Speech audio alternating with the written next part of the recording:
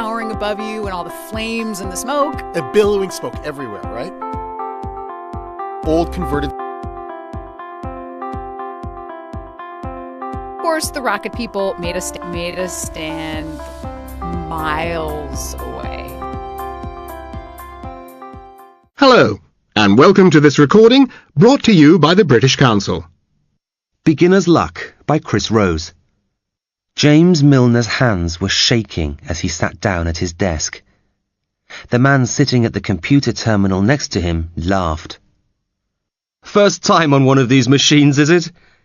"No," lied James, as convincingly as he could. "I could use one of these things in my sleep." James looked at the computer screen in front of him, with its mysterious program, and hoped that he was a convincing liar. "That's a good job, then," laughed his new colleague, "because I often do." They both laughed again. James hoped that his laugh would cover up how nervous he was. His new colleague sitting next to him turned back to his computer screen and started typing furiously, then shouting lots of instructions into the telephone headset he had. James put on the telephone headset he had by the side of his desk. "At least if I put this on, I'll look like I know what I'm doing," he thought. Then he stared at the computer screen in front of him, with the mysterious program. There were hundreds of numbers and dates and names of cities written on it, as well as lots of strange names like Nicey and CAC 40 and other things. He had no idea what any of it meant. The telephone headset was okay, though. At least he knew what that was. His only other job ever had been in a fast food restaurant in London. They used the telephone headsets there too, but in the fast food restaurant it was easy. The instructions he heard through his telephone headset in the fast food restaurant were nothing more complicated than 2 cheeseburgers without ketchup, extra French fries now, triple special burger with extra cheese. All he had had to do was listen to the instructions, put the pieces of frozen food in the microwave oven, then pull them out again after a few seconds, put them in a little box, and give them to the person next to him. That had been easy. This job, his new job, his first real job, he now realized was going to be a lot more difficult.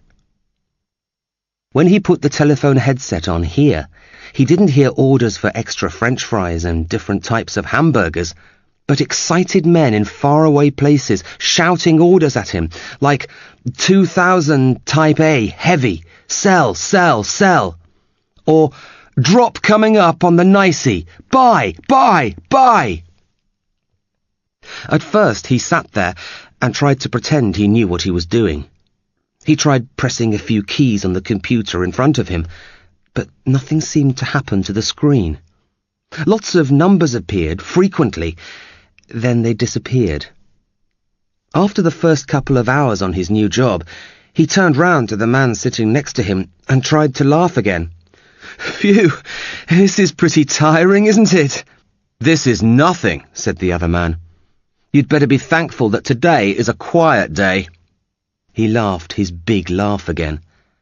Then he held out a big hand to James and said, Davy Peterson. Good to meet you. Sorry I didn't introduce myself before, but it's always a bit busy here first thing in the morning. Catching the late end of the Asian markets, you know how it is." "Yeah, sure," laughed James, even though he didn't have a clue about how it was. James Milner had always been an average boy. At school, he had never done very well, but he hadn't done very badly either. When it came to the end of the year, he always just passed his exams, though he never got great marks. When his teachers wrote their annual reports, James knew that the teachers didn't even know who he was. After he had left school, he had gone to university. One of those universities which is just okay. Not a great university, but not a bad one either. He had studied economics and commerce there, and got a degree. He didn't have a great mark, but he didn't have a bad one either. James didn't really want to be a great businessman, a fantastic entrepreneur, an accountant, or even a politician, even though his father pushed him a lot. James Milner came from quite a wealthy family, and he had always felt the pressure of his father's expectations breathing down his neck. James didn't really want to do very much at all in life, really. He liked to take it easy, sleep a lot, and to travel. His father, however, had great expectations for his son. James's father thought that he should become a great businessman, an entrepreneur, at least an accountant, or if he couldn't even become an accountant, then that he should go into politics. The problem was that James just didn't care. After he left university, he worked in the fast food restaurant for a while. It was okay there. No, the money wasn't great, but his colleagues were friendly, and the work wasn't difficult, even though the shifts were terrible. James hated working late at night or early in the morning. He really just wanted to sleep, and to travel, to go to other places. The problem was that James was too lazy to travel. He had never actually ever been further than Brighton, about an hour from where he was born and lived. Still, he liked the idea of travel. After a year, James's father was desperate. "You must do something with your life, James," he said. And so he telephoned his brother, James's uncle. James's uncle was the head of a very important bank in the City of London. James knew what was happening. He had listened at the door while his father called his brother. "Yes, young James. Yes, he's a good boy. Yes, got his degree last year. Yes, you know how it is. Now he wants to have a gap year or something like that. Yes, yes, very bright, very intelligent. Needs encouragement, a little push, a little help." Next Monday, James was sitting there in front of a computer, which he had no idea how to use, apparently controlling the financial fortunes of Western Europe. Even though he was worried at first, James soon learned how to use the computer and how to do his new job. It wasn't that difficult at all, he soon learned. The people around him weren't all that intelligent or clever, he realized. He even thought that it wasn't really that different to working in the fast food restaurant. Instructions came through either on his telephone headset or on his computer screen, and he followed them, when he understood them. Mostly the work consisted of buying and selling things. It was like a market. Instead of stocks and shares and personal fortunes, James imagined that he was selling carrots and cabbages and cauliflowers. When he had to make his own decisions, James took a coin out of his pocket, threw it up in the air, and depending on which side it landed on, he bought or sold. It was amazing. He couldn't believe it, but he started to be successful.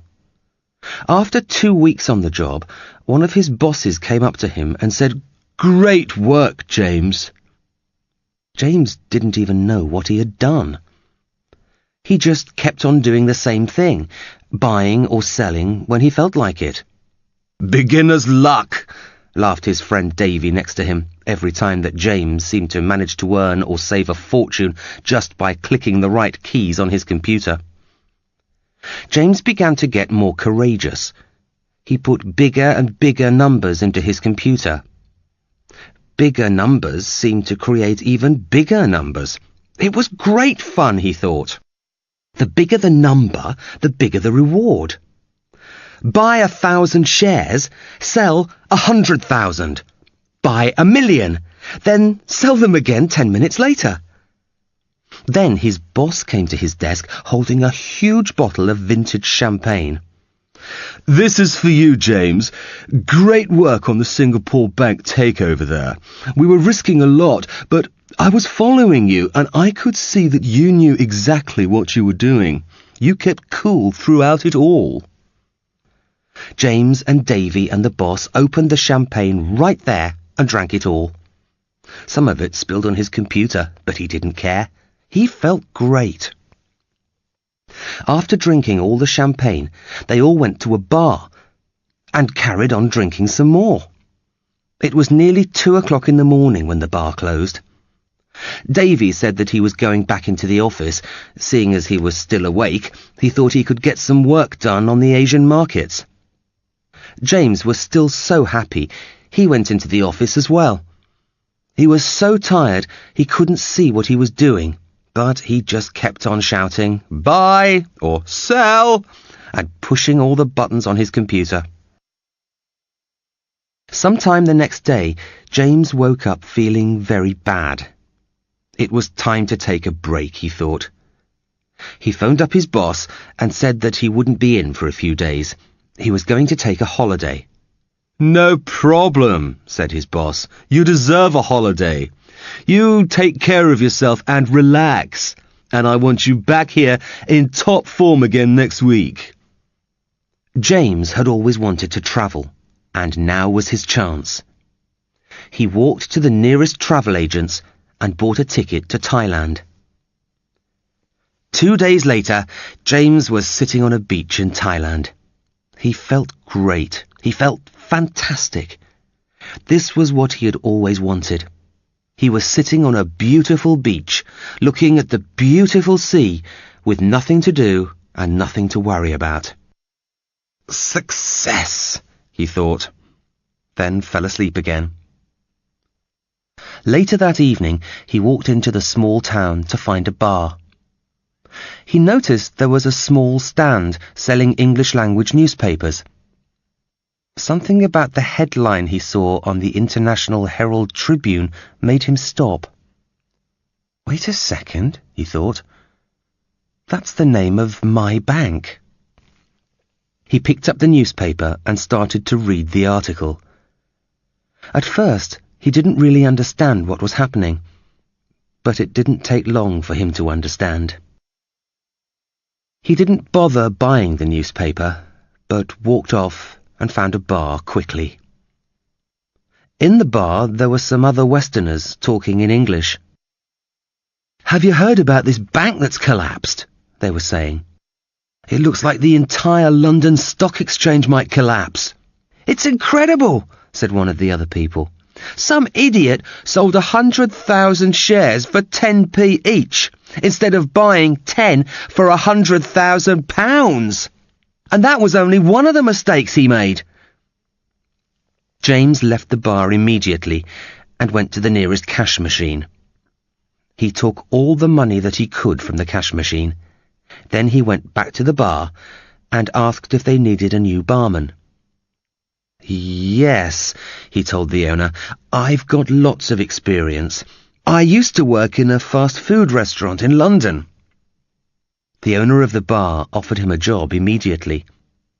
"By the way," said James, "my name's Fernando, just in case anyone ever comes looking for me." We hope you've enjoyed this recording. To find out more about the British Council and the services we offer, contact your local British Council office or go to www.britishcouncil.org. Bye for now.